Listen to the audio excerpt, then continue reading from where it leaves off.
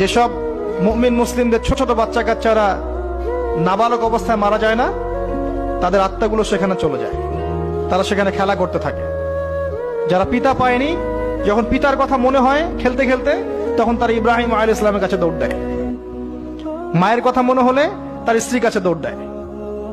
আমাদের যাদের সন্তান দুই একজন মারা গেছে, এটা আমাদের পরকালে অ্যাসেট, পরকালের সম্পত্তি। কিয়ামতের মাঠে ওই ছেলে ওই মেয়ে আপনার হাত ধরবে, আঙ্গুল ধরে ফেলবে, ফেলে বলবে, আল্লাহ আমার বাবাকে মাফ করে দাও, না হলে আমি জান্নাতে যাব না। তাই বেশি বেশি বাচ্চা কাচ্চা নিতে হয় সামর্থ্য অনুযায়ী, আর সামর্থ্য আল্লাহ দিবেন।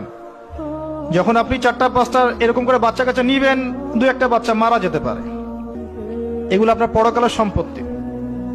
এখন তো আমাদের জেনারেশনকে রেস্ট্রিক্টেড করার জন্য 2টো সন্তানের বেশি নয়, একটি হলে ভালো।